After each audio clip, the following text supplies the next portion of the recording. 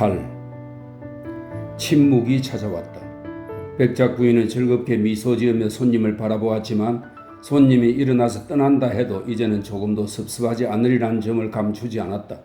손님의 딸은 묻는 듯한 눈길로 어머니를 쳐다보며 이미 옷 매무새를 가다듬고 있었다.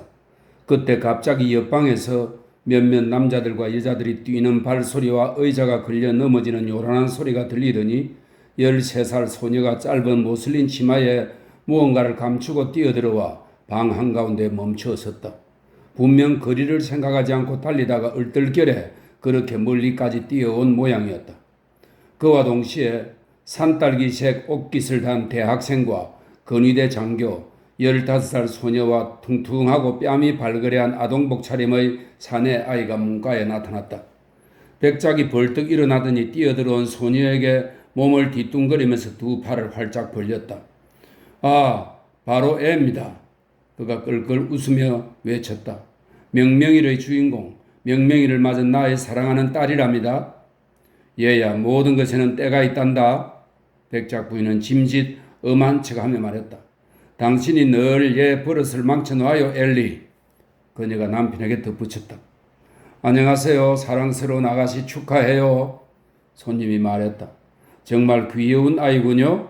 그녀가 어머니를 향해 덧붙였다.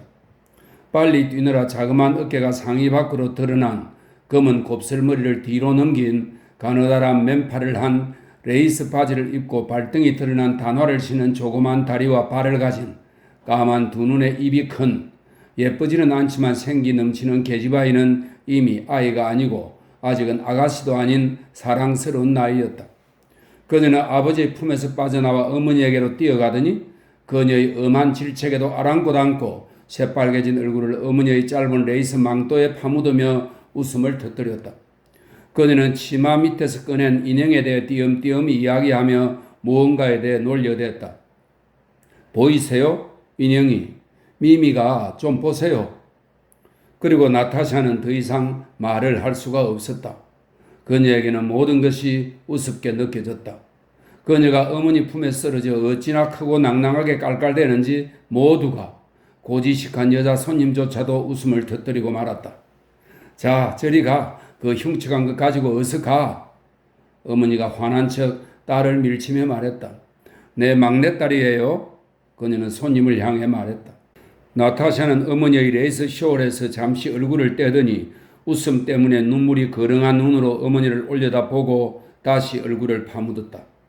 단란한 가정의 한 장면에 마음을 빼앗기지 않을 수 없었던 손님은 어떻게든 그 속에 끼어들 필요가 있다고 여겼다. 사랑스러운 아가씨 말해봐요. 그녀가 나타샤를 향해 말했다. 미미는 아가씨와 어떻게 되죠? 딸이죠. 맞아요? 나타샤는 손님이 어린아이들 대화 수준으로 말투를 낮추어 자신을 대한 것이 마음에 들지 않았다. 그녀는 아무 대답도 하지 않고 진지하게 여자 손님을 바라보았다. 그 사이에 안나 미하일로브나의 아들로 장교인 보리스, 대학생인 백작의 맏아들 니콜라이, 백작의 15살 된 조카딸 소냐, 그리고 막내 아들인 어린 페트루샤, 그 젊은 세대가 다 응접실에 자리를 잡았다.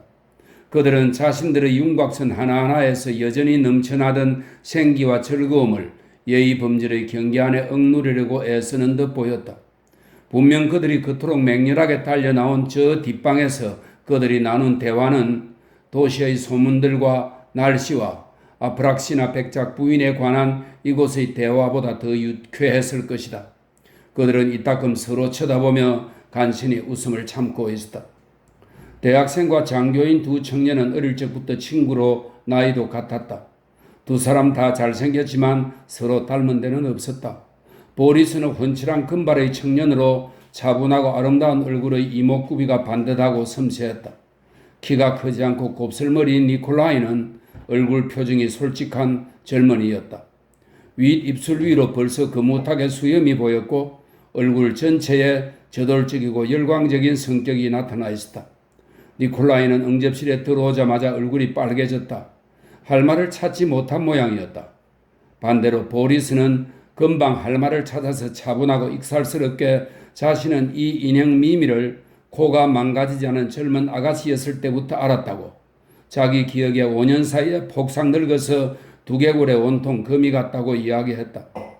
그 말을 하고 나서는 나타샤를 힐끔 쳐다보았다. 나타샤는 그를 외면하고 눈을 가늘게 뜬 채 온몸을 들썩이며 소리 죽여 웃고 있던 남동생을 쳐다보고는 더 이상 참을 수 없어 벌떡 일어나더니 재빠른 두 다리가 낼 수 있는 최고의 속도로 방에서 뛰쳐나갔다. 보리스는 웃지 않았다. 어머니도 외출하시고 싶은 것 같은데요? 카레타가 필요하세요? 그가 미소 띤 얼굴로 어머니를 돌아보며 말했다. 그래, 가렴. 어서 가서 준비한다고 일러줘. 그녀가 빙그레 웃으며 말했다. 보리스는 조용히 문을 나간 뒤 나타샤를 뒤쫓았다. 뚱뚱한 사내 아이는 자기가 하던 일에 끼어든 회방에 화난 듯 뾰로통한 표정으로 그들을 뒤쫓아 달려갔다. 9. 응접실에는 젊은들 중에서 백작 부인의 맏딸과 그녀는 동생보다 4살 위였고 어른처럼 처신하고 있었다. 그 맏딸과 손님으로 온 아가씨 외에 니콜라이와 조카딸 소냐가 남았다. 소냐는 날씬하고 앙정스러운 갈색 눈의 소녀였다. 긴 속눈썹이 부드러운 눈빛에 그늘을 드리웠고 검은 머리칼은 따은 머리채가 머리를 2번 휘감을 만큼 풍성했다. 얼굴과 마르긴 했지만 우아하고 탄탄한 드러난 팔과 목의 살갗에는 누르스름한 빛이 감돌았다. 경쾌한 동작, 부드럽고 유연한 작은 팔다리와 다소 교활하면서도 절제된 행동거지는 예쁘지만 아직 다 자라지 않은 언젠가 매혹적인 암고양이가 될 새끼 고양이를 떠올리게 했다. 그녀는 미소로 공통의 대화에 관심을 보여주는 것이 예의라고 생각하는 듯 했다. 그러나 의지에 반해서 그녀의 눈은 길고 짙은 속눈썹 밑에서 소녀의 열렬한 사랑이 담긴 시선으로 군대로 떠날 사촌을 바라보고 있어서 그녀의 미소는 단 한순간도 어느 누구도 속일 수 없었다. 이 작은 새끼 고양이가 웅크리고 앉아있는 것은 보리스와 나타샤처럼 자기들도 이 응접실에서 벗어나기만 하면 곧장 더 힘차게 뛰놀며 사촌과 장난을 치기 위해서인 듯 싶었다. 맞습니다, 마셰르. 노백작이 자기 아들 니콜라이를 가리키며 손님을 향해 말했다. 여기 이 아이의 친구인 보리스가 장교로 임관되었고 이 아이도 우정 때문에 친구에게 뒤처지고 싶어하지 않아요. 대학도 늙은 나도 다 내팽개치고 군대에 간답니다. 마셰르, 벌써 국립문서보관소에 이 아이를 위한 자리며 모든 게 다 마련되어 있는데 말이에요. 이런 게 우정이란 말이죠? 백작이 묻는 투로 말했다. 네, 정말 전쟁이 선포되었다고 하네요. 손님이 말했다. 오래된 얘기입니다. 백작이 말했다. 다시 말만 되풀이되다가 쑥 들어가겠죠. 마셰르, 바로 이런 게 우정이란 말이죠. 그가 되풀이했다. 이해는 경기병 연대에 들어갈 겁니다. 손님은 무슨 말을 해야 할지 몰라 고개를 저었다. 우정 때문이 아닙니다. 니콜라이가 자신을 향한 수치스러운 비방에 변명이라도 하듯 얼굴을 확 붉히며 말했다. 결코 우정 때문이 아니에요. 그저 군 복무에 대한 소명을 느낄 뿐입니다. 그는 사촌 누이와 손님으로 온 아가씨를 돌아보았다. 두 사람 모두 격려의 미소를 띠고 그를 바라보았다. 오늘 파벌로그라드 경기병 연대의 부대장 슈베르트가 우리 집 만찬에 옵니다. 이곳에서 휴가를 보내고 있는데 그 사람이 이 아이를 데려간답니다. 어쩌겠습니까? 백작은 어깨를 으쓱하며 그에게 큰 슬픔을 안겨주었을 그 일에 대해 장난기 섞인 어조로 말했다. 벌써 말씀드렸잖아요, 아빠. 아들이 말했다. 보내는 게 내키지 않으시면 남겠다고요. 하지만 전 군 복무 외에는 제가 아무짝에도 쓸모가 없다는 걸 알아요. 전 외교관도 아니고 관리도 아닙니다. 감정을 감추지 못해요. 그는 아름다운 청춘의 교태와 함께 쇼냐와 아가씨 손님을 줄곧 쳐다보며 말했다. 그에게 시선을 받고 있던 새끼 고양이는 당장이라도 장난을 치며 자신의 고양이 기질을 한껏 드러낼 준비가 된 듯 보였다. 자, 좋아. 노백작이 말했다. 이 아이는 늘 흥분해 있어요. 다들 보나파르트에게 현혹돼서 다들 그가 어떻게 중위해서 황제가 되었나를 생각하지. 뭐 될 대로 되라지. 그는 손님의 조소 어린 미소를 눈치채지 못하고 덧붙였다. 어른들은 보나파르트에 관해 이야기하기 시작했다. 카라기나의 딸 줄리가 젊은 로스토프를 돌아보았다. 지난 목요일에는 당신이 아르하로프 댁에 오지 않아서 정말 아쉬웠어요. 당신이 없어서 따분했어요. 그녀가 부드럽게 미소 지으며 그에게 말했다. 우쭐해진 청년은 젊음의 교태 어린 미소를 지으며 그녀 가까이 옮겨 앉아 생글거리는 줄리와 이야기를 나누기 시작했다. 그는 자신의 무의식적인 미소가 얼굴을 붉힌 채 억지로 미소 짓고 있던 소녀의 가슴에 질투의 칼날이 되어 꽂힌 것을 전혀 알아차리지 못했다. 대화 중간에 그는 그녀를 돌아보았다. 소녀는 노여움에 참 격정적인 눈빛으로 그를 쳐다보고는 두 눈에 고인 눈물을 가까스로 참고 얼굴에는 억지 미소를 지으며 일어나 방을 나가버렸다. 니콜라이의 생기가 싹 가셨다. 그는 대화가 끊기는 첫 순간을 기다렸다가 낙심한 얼굴로 소녀를 찾으러 방을 나섰다. 이 젊은이들의 비밀이라는 게 하얀 실로 꿰맨 것처럼 어찌나 훤히 보이는지요? 안나 미하일로브나가 방에서 나가는 니콜라이를 가리키며 말했다. 사촌 남매는 참 위험한 관계예요. 그녀가 덧붙였다. 그래요. 젊은 세대와 함께 응접실에 스며들었던 햇살이 사라지자 백작 부인이 말했다.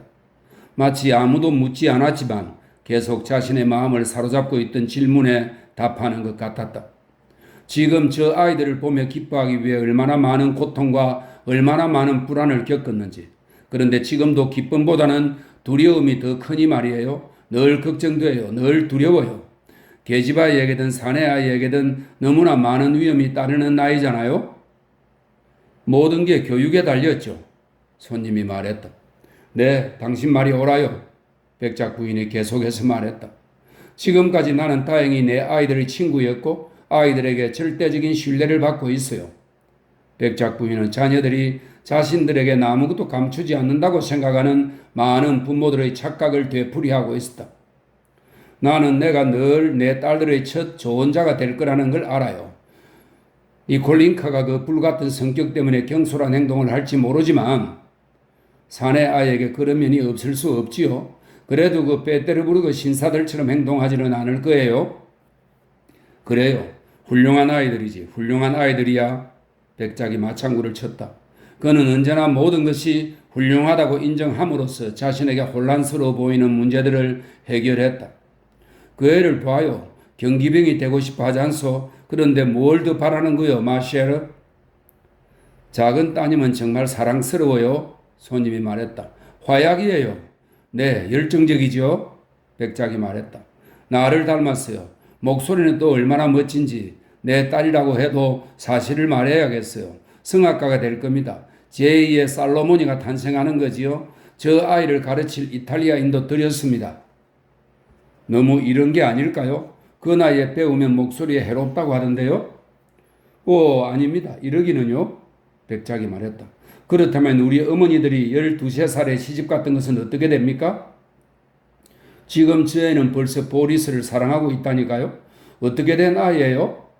백작 부인은 보리스의 어머니를 바라보고 조용히 미소 지으며 말했고 늘 자신의 마음을 차지하고 있던 생각에 답하기라도 하듯 말을 이어갔다. 그러니까 말이에요. 내가 그 애를 엄격하게 단속하지 않으면 걔들이 몰래 무슨 짓을 할지 누가 알겠어요? 백작 부인의 말은 아이들이 키스라도 할지 모른다는 뜻이었다. 하지만 지금 난 저 애가 하는 말을 낱낱이 다 알고 있어요. 저녁이면 달려와서 나한테 다 얘기해 줄 거예요. 어쩌면 내가 저 애를 너무 버릇없이 키우는지도 몰라요. 하지만 정말이지 그게 더 나은 것 같네요. 난 큰애는 엄하게 길렀어요. 맞아요. 저는 전혀 다르게 컸어요.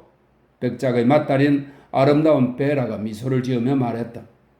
그러나 그 미소는 평소와 달리 베라의 얼굴을 아름답게 해주지 못했다. 오히려 얼굴이 부자연스러워졌고 그 때문에 불쾌감을 자아냈다. 맏딸 베라는 아름답고 머리도 나쁘지 않았다.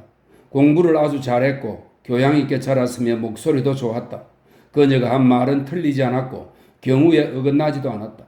그러나 이상하게도 모두가 손님도 백작 부인도 왜 그녀가 그런 말을 했을까 놀랐다는 듯이 그녀를 돌아보고는 불편함을 느꼈다. 마지를 키울 때는 늘 똑똑한 척하고 특별한 무언가를 만들고 싶어 하죠. 손님이 말했다. 솔직히 말하지요, 마셰르. 우리 백작 부인은 베라를 키울 때 너무 똑똑하게 굴었어요? 백작이 말했다. 뭐 어떻습니까? 그래도 훌륭하게 자랐잖아요? 그는 베라에게 칭찬의 뜻으로 한쪽 눈을 찡그레 보이며 덧붙였다. 마침내 두 여자 손님이 자리에서 일어나 만찬에 오겠다는 약속을 남기고 떠났다. 무슨 예의가 이래? 무더니도 오래 앉아 있었네? 손님들을 배웅하고 나서 백작 부인이 말했다. 10. 응접실에서 나온 나타샤는 겨우 온실까지 뛰어갔을 뿐이다. 그녀는 그 방에서 걸음을 멈추고 응접실의 말소리에 귀를 기울이며 보리스가 나오기를 기다렸다.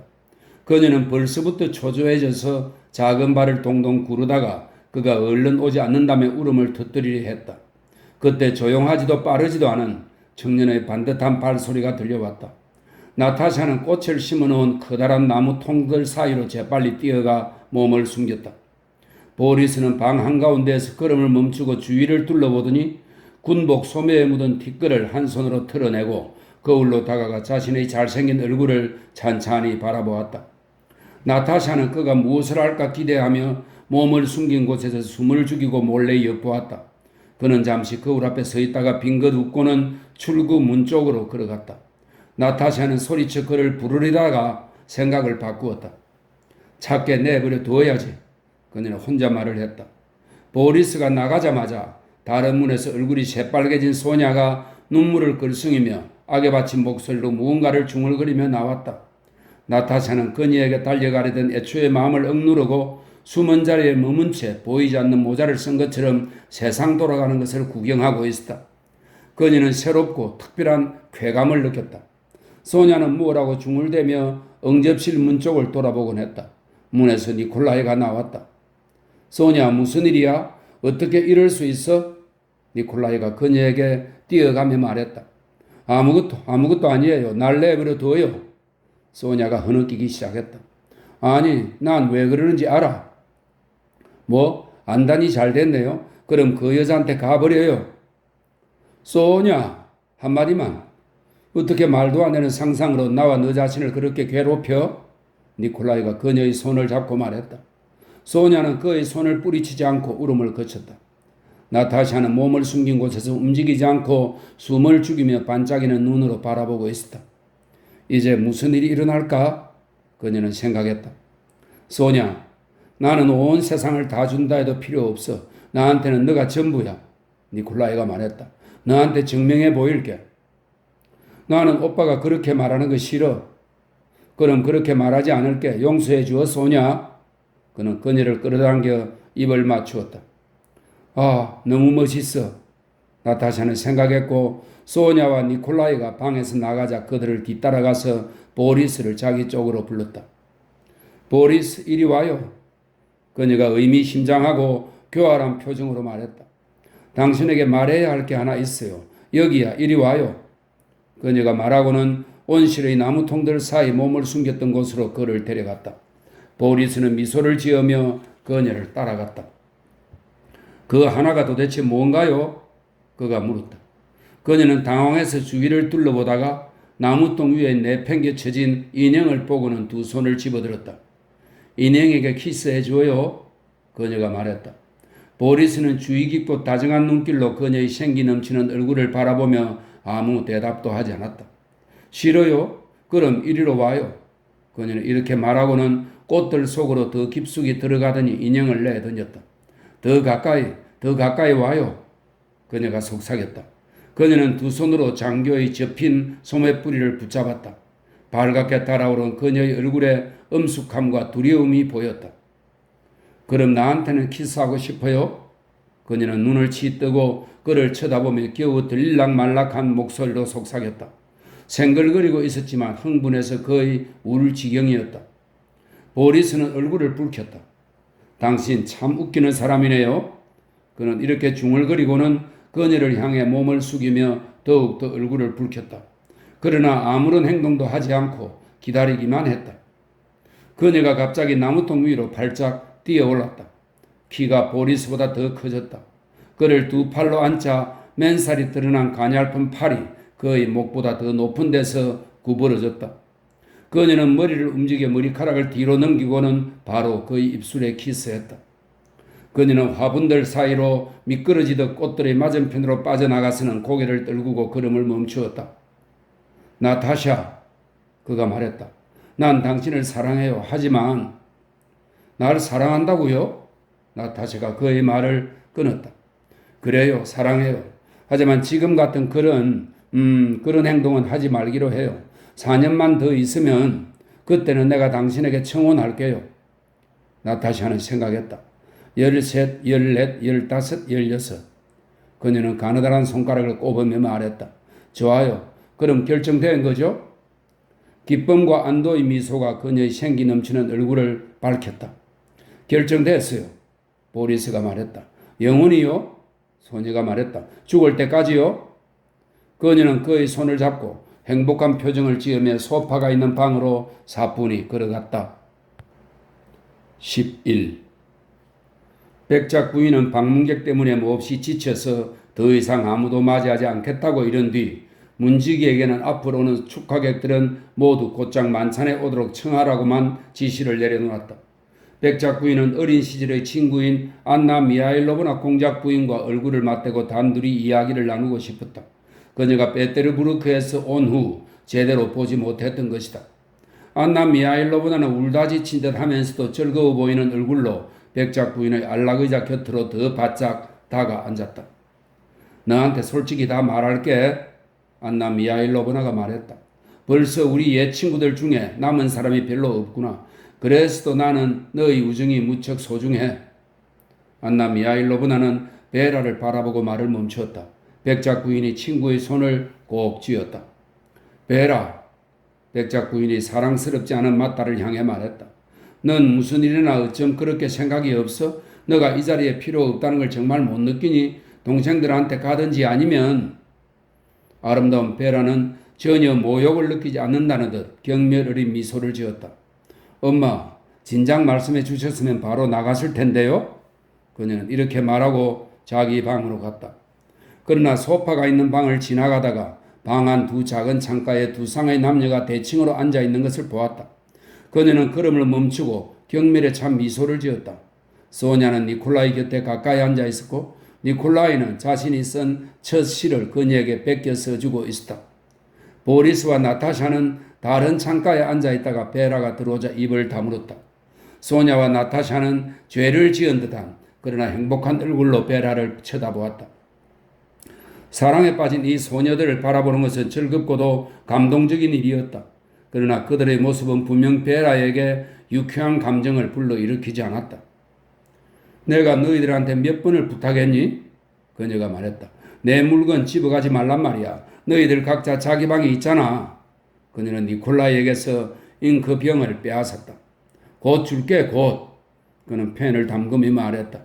너희들 다 때를 못 맞추는 데는 정말 재수가 있어? 베라가 말했다. 그렇게 우르르 응접실로 뛰어 들어오고 말이야. 너희 때문에 다들 무안해 했잖아. 그녀의 말이 전적으로 옳은데도 불구하고 아니면 바로 그래서 아무도 그녀에게 대꾸하지 않고 냈다 자기들끼리 눈짓을 주고받기만 했다. 그녀는 잉크병을 손에 든 채 방에서 꾸물거렸다. 그리고 너희들 나이에 나타샤하고 보리스 그리고 너희 둘 사이에 무슨 비밀이 있을 수 있어. 다들 하나같이 멍청해가지고. 그래서 베라 그게 언니하고 무슨 상관이야? 나타샤가 변호하듯 조용한 목소리로 말했다.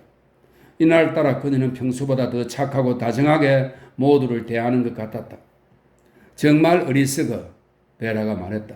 너희 때문에 내가 부끄러워. 도대체 무슨 비밀이야? 저마다 자기 비밀이 있는 거야. 우리는 언니하고 베르크를 건드리지 않잖아.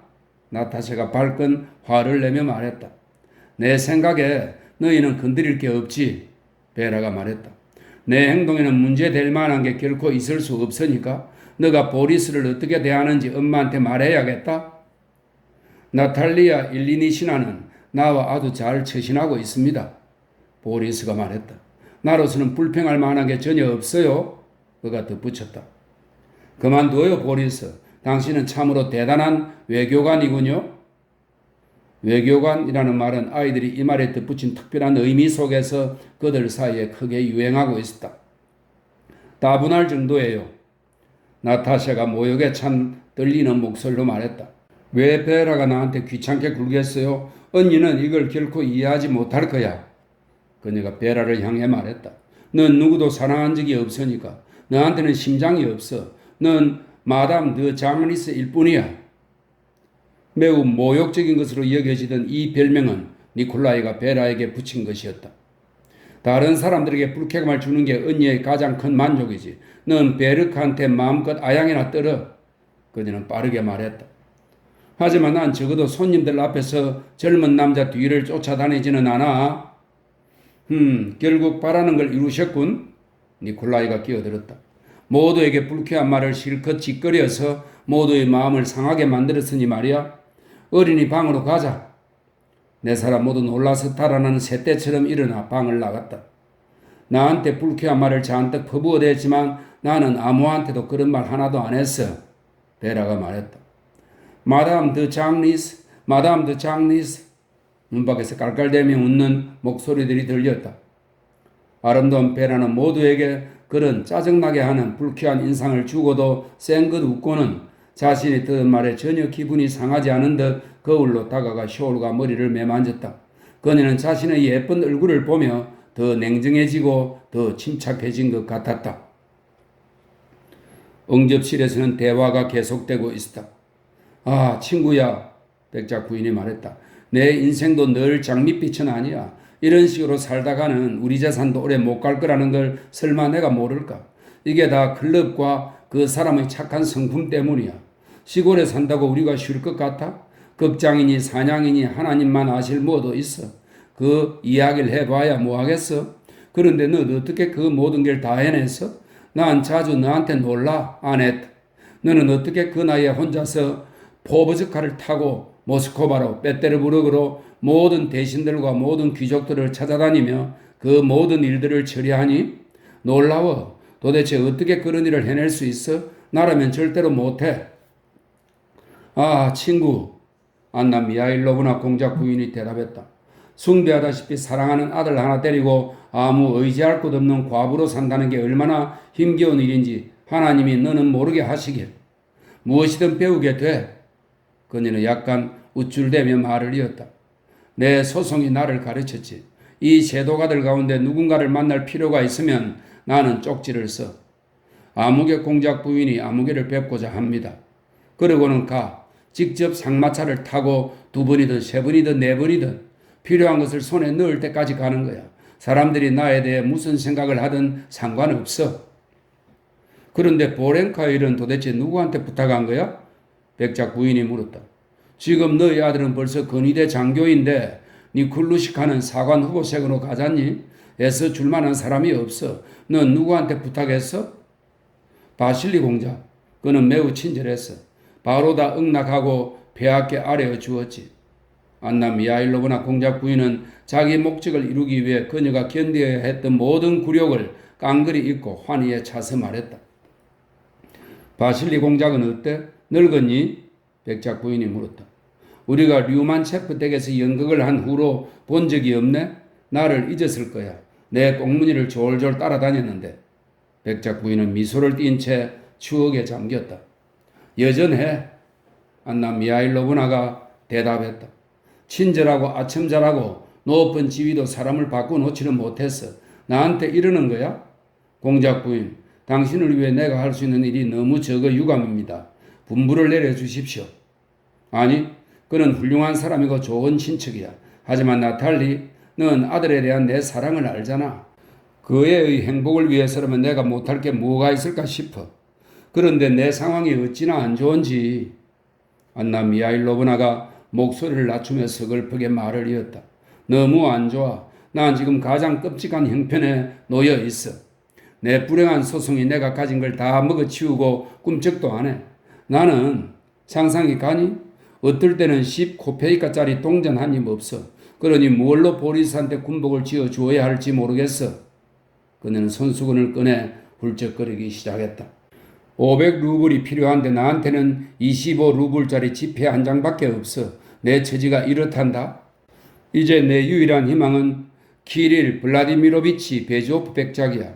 만약 그분이 자기 대자를 그분이 보랴 대부자니 후원해 줄 생각이 없으면 그 아이 부양을 위해 뭐라도 남겨줄 생각이 없으면 내 수고는 다 헛사가 되고 말 거야. 그 애한테 군복 지어줄 돈도 없게 돼. 백작 부인은 눈물을 지으며 말없이 무언가를 생각했다. 종종 드는 생각이 아마 이런 생각은 죄가 되겠지? 공작 부인이 말했다. 하지만 종종 그런 생각이 들어. 키릴 블라디미로비치 베조프 백작은 혼자 살아. 그 막대한 재산.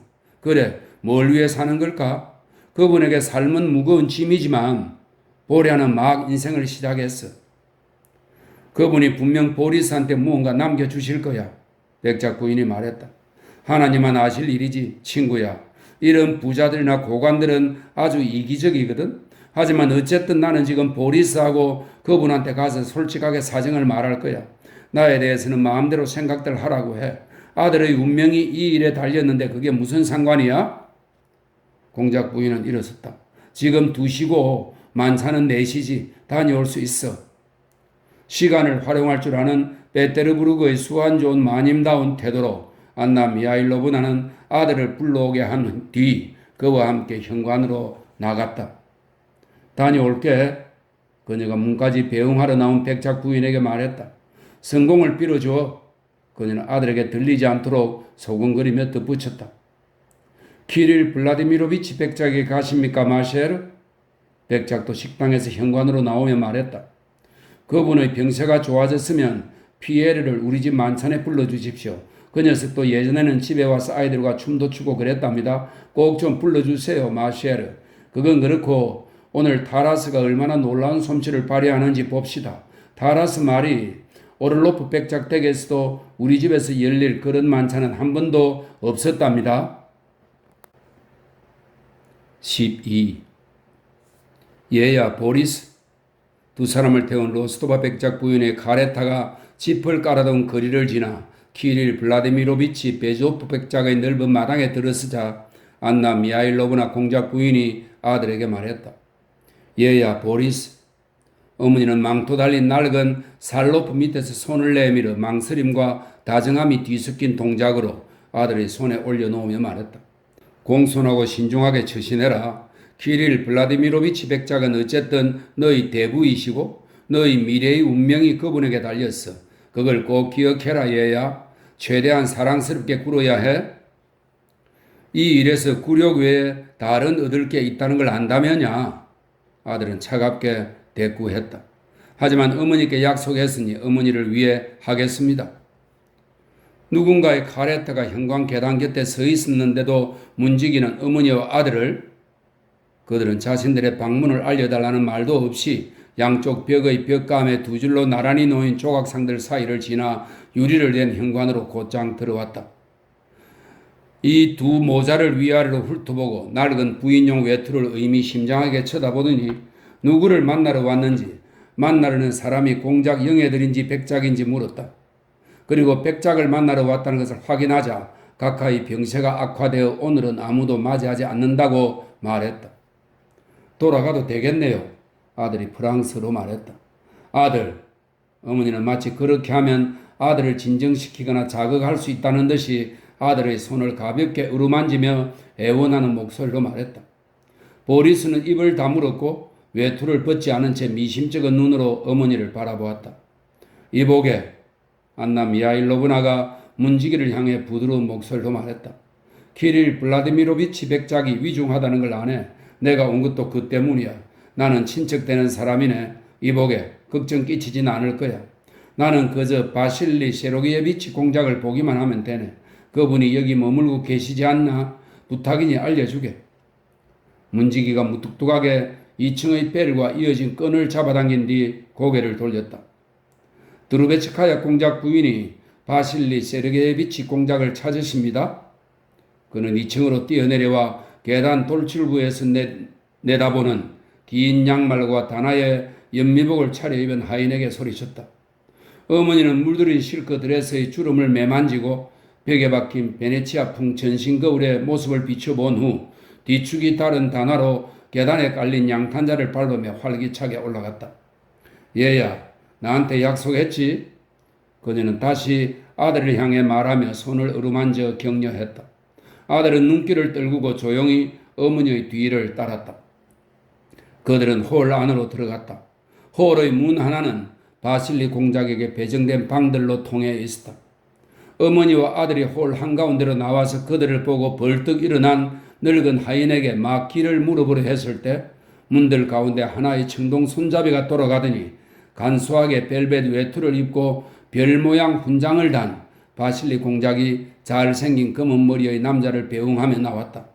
베테르부르크의 저명한 의사 로랭이었다. 그게 확실합니까? 공작이 말했다. 공작, 인간은 실수하기 마련이죠. 하지만 의사는 R 발음을 삼키고 라틴어를 프랑스어로 발음하며 대답했다. 좋아요, 좋아.